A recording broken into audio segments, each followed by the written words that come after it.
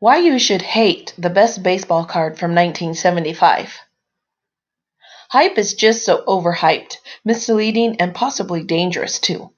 I mean, as we restrict ourselves to just baseball, hype might have led you to believe that Brian Taylor would be a left-handed Dwight Gooden.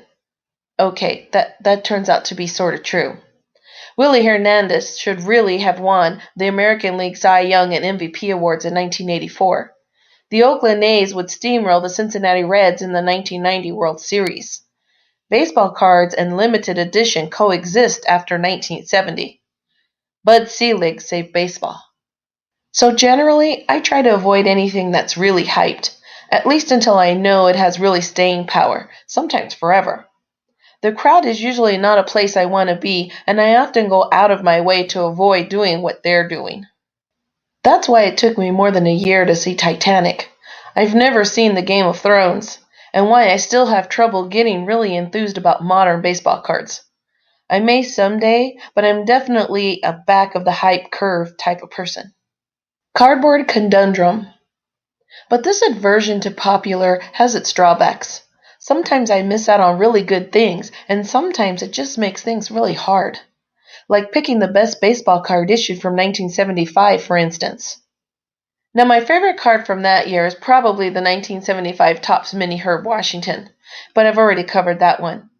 And I could easily take the Homerish route and pick Mike Schmidt or Pete Rose or some other big red machine, but I've already gushed over these guys quite a lot. And the Schmitty card in particular is no artistic masterpiece. So I'm left to choose from roughly 630 cards that don't fall into the Schmidt or Reds division. It's tough. Ever since the early 1980s, when I caught the baseball bug for real, the 1975 set has felt magical to me. Back then, the rookie card craze was just spinning up, and no set helped fuel the fire more than the 1975s. The role of rookie cards in this rainbow of a set read like an all-star or even MVP roster. Jim Rice, Fred Lynn, Gary Carter, George Brett, Robin Yount, Keith Hernandez, and on and on and on. These weren't some dusty dinosaurs from the 1950s or theoretical stars that might develop as the 1980s progressed either. No, these were established stars in the midst of their career, and any or all of them might have been headed to Cooperstown. Add that rookie power to an eruption of border colors that made a pile of cards look like an exploded chiclet factory, and the mystique of the 1975 Topps Mini Test issue, and you had a set with unstoppable potential. Regal rookies.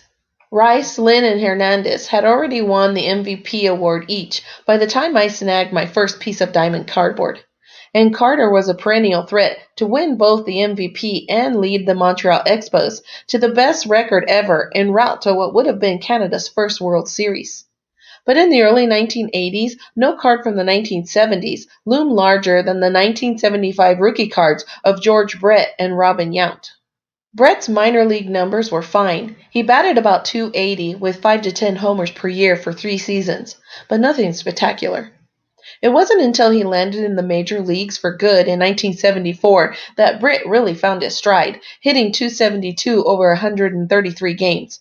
He upped that to .307 in 1975 and was a key reason that the Kansas City Royals began to reel off division titles starting in 1976.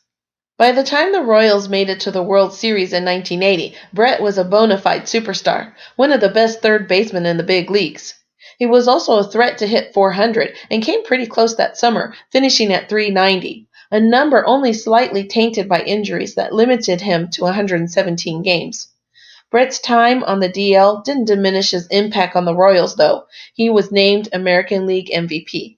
While Brett was making a national name for himself, Yount was plugging away in the obscurity of Milwaukee. The third overall pick in the 1973 amateur draft, Yount was in the majors to stay at age 18 in 1974. Yount's early years looked fairly flat compared to Brett's, but he did manage to lift his batting average from .250 as a rookie to .293 in 1980 when he was still just 24 years old. That season, he also led the American League with 49 doubles, smacked 23 home runs, and scored 121 runs, good enough to raise some eyebrows and score a few MVP votes. He had arrived as an all-star shortstop, and only the strike-marred 1981 season slowed his assertion into the national spotlight. In 1982, though, Yount resumed his climb and snagged the American League MVP award as his Brewers went all the way to the World Series. It was about that time that I entered the hobby. What's a guy gotta do? I remember there being a decent amount of buzz around Yount, but he wasn't the most beloved breakout MVP player in 1982. That honor belonged to Dale Murphy, and his 1977 Topps rookie card leaped up in price with every card show I attended. It helped a lot that Murphy was a real power hitter, and he continued to hit homers in 1983, and that fans all over the country could watch him play on TBS most nights. Yount, on the other hand, stepped back a bit in 1983 to mere all-star levels, and collectors began to see him as a good player who managed one excellent year. Not quite a fluke, maybe, but not that far removed. Meanwhile, George Brett sort of slid into the background by playing in just 144 games in 1982 and 123 in 1983. But he and his bat and his hemorrhoids were already legends. Every collector wanted his 1975 Topps rookie card, and the prices edged up, putting distance between him and Yount. Then on July 24, 1983, Brett rocketed back onto our television sets when he legit connipted after his home run was waved off due to a pine tar violation. He was a hothead, a butt, a jerk, but we loved it. His rookie card lurched forward and then carried by the Royals' American League West title in 1984 and finally their controversial World Series win in 1985 became the card to own, not only from 1985 but from the 1970s. Sneaky good.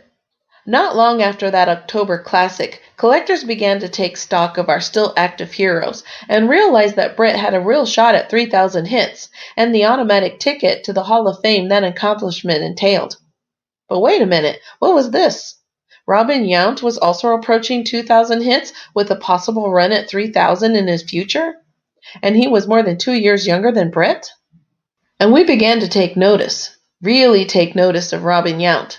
His 1975 rookie card closed the price gap with Brett's, maintaining a respectful distance behind the Royals legend until 1989. That's the year Yount won his second MVP award and looked like he might have several near-prime years left at age 33. And that's when we started thinking about not 3,000 hits, but 4,000. Could Yount eventually challenge Rose as baseball's all-time hit king? Based on that speculation, Yount actually jumped ahead of Brett in the race for collector dollars over the course of several months, and both rookies climbed to well over $200 in raw mint condition, long before any of us knew what PSA was. As it turned out, Yount declined fairly rapidly in the 1990s, and both legends retired after the 1993 season. In the end, Brett had 3,154 hits, and Yount had 3,142. They entered the Hall of Fame together in 1999, though Brett appeared on more than 98% of the ballots, and Yount appeared on less than 78%. And that's probably about right. Brett was an all-time great, whose peak teetered on the unimaginable. Yount was an all-time great, whose peak bumped up his average season, but not by so much that he left you gasping. Hype fulfilled. Yount exceeded his hype, which was almost non-existent, while Brett pretty much matched his own.